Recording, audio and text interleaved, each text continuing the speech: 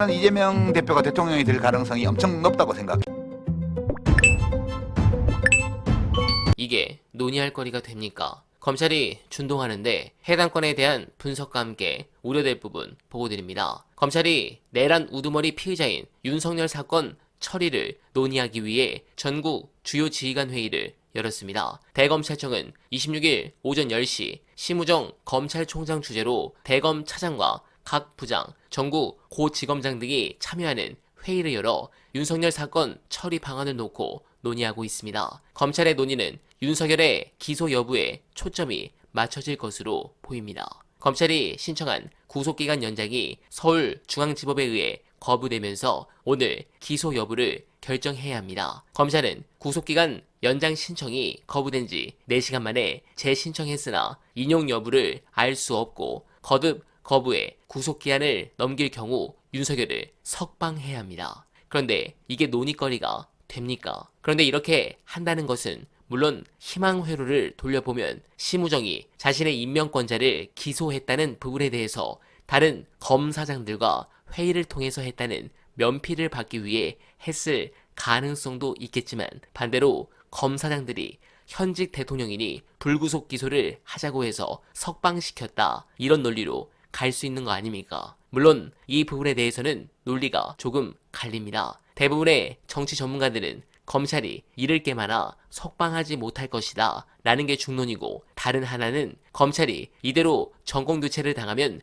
해체 수순으로 갈 텐데 그냥 있겠느냐, 정권 재창출을 통해 검찰개혁을 막는 것에 올인하지 않겠냐 이겁니다. 일단 전날 화제가 된 AI 변호사 김경호 변호사의 분석 보시고 유시민 작가의 말씀 들어보겠습니다.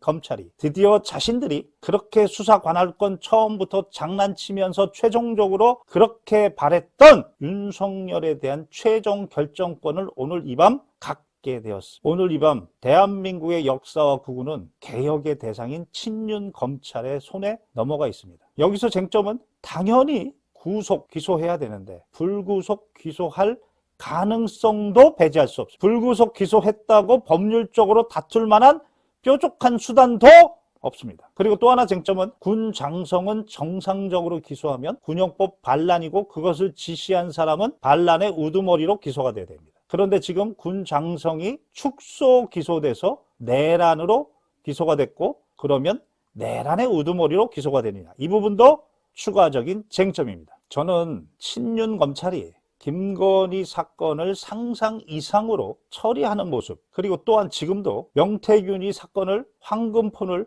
전자레인지에 돌려라, 이런 상상 이상의 말을 하는 친윤 검찰에게 오늘 밤 대한민국의 구군과 역사가 그들의 손에 있다는 것이 너무나 분합니다. 검찰은 그런 걸 원하겠죠. 그러니까 우리가 아까 한덕수 씨가 왜 그랬을까를 우리가 이제 분석할 때 기본적으로 패러다임이 있어야 되잖아요. 사람이 어리석어서 무당을 믿어서 라든가 아니면 그 생각이 멍청해져서 이상한 논리에 빠져서라든가, 그게 아니고 합리적으로 보면 윤석열이 복귀해야 내가 벌을 안 받을 수 있다. 이렇게 보면 모든 것이 완벽하게 들어맞잖아요.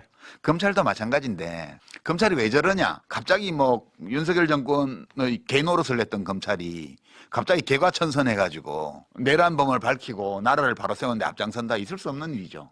그들이 원하는 것은 검찰 권력의 유지예요. 그러니까 지금 기소청으로 바꾸는 법안이 이미 조국 혁신당이 발의를 해서 국회에 와 있잖아요. 그러니까 검찰청을 폐지하는 법이에요. 이 법안이에요. 그렇죠?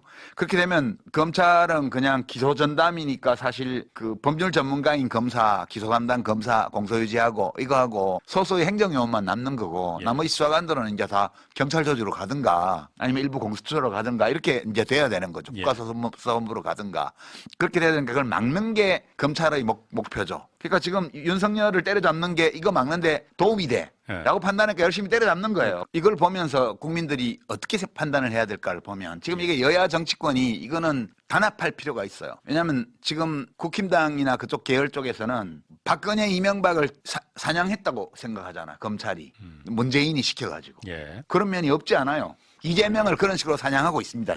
지금까지 검찰이 인간 사냥을 해왔어요. 지금 윤석열을 사냥하는 건 맞아요, 제가 보기에는. 그러니까 사냥하지 못하게 해야 돼요. 검찰이 인간 사냥을 못하게 해야 돼요. 이게 서로 진영을 집권 세력을 바꿔가면서 상대방을 사냥하는데 검찰을 칼로 사용을 하고, 검찰이 이 과정에서 윤석열이 그 후보 시절에 겁이 없어 5년짜리 정권이 이렇게 말을 할 때 영원한 검찰 권력을 배경으로 깔고 얘기하는 거잖아요. 이 권력을 없애야 돼요. 이 공포에서 해방되려면 여야 정당들이 합의를 해야 돼요. 다음에 그 이재명은 그래도 이재명은 안 됩니다. 플랜카드를 도배를 했. 저는 그 플랜카드를 보면서 어떤 생각을 하냐 하면 저 내란 동조 정당이 저렇게 말하는 걸 보니 이재명이 꼭 대통령 돼야 될 것 같아. 이재명이 겁나면 검찰을 없애라는 거예요.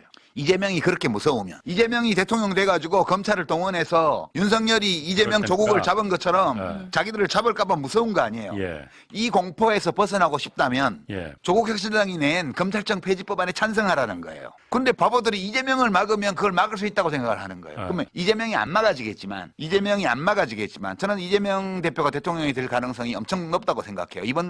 이번 계엄 사태를 통해서 리더십이 다시 한번 검증됐어요. 정말 잘 결속해서 의원들을 모으고 이렇게 해서 잘 대처하고 있습니다. 내란 진압에. 위기에 이토록 강한 사람이라면 평시에도 문제 해결을 잘할 거라는 인식이 생기고, 그래서 지지율도 올라가고 있는 거예요. 네, 공감합니다. 여러분들은 어떻게 생각하십니까? 저는 솔직히 유튜브에서 불안을 조장해 그걸로 기생하는 방식을 매우 싫어합니다. 차라리 불안감을 줄어들도록 만들고 웃게 만들어드릴 광대가 제 목표이기도 합니다만, 검찰은 도저히 믿을 수 없는 존재이기 때문에 해당 건은 끝까지 봐야 될 것 같습니다. 그런 부분에서 우리가 해야 할 일은 검찰이 딴 생각 안 하고 수사를 제대로 하게 계속 압력을 넣는 것입니다. 지금 꼭 해야 하는 것은 드러나지 않은 혹은 드러났으나 수사받지 않고 있는 세력들을 깨부셔야 합니다. 배후 세력은 하나도 잡히지 않았습니다. 명분과 증거가 넘쳐나는데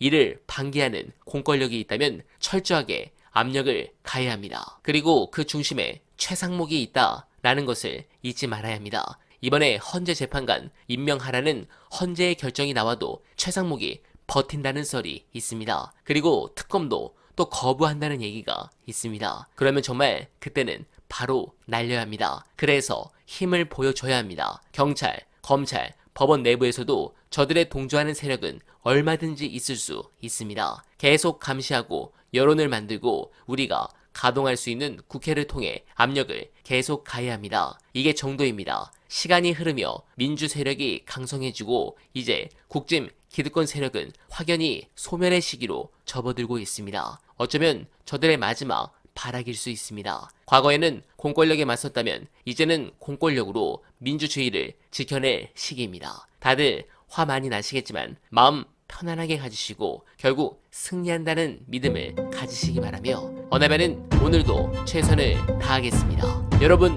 고맙습니다.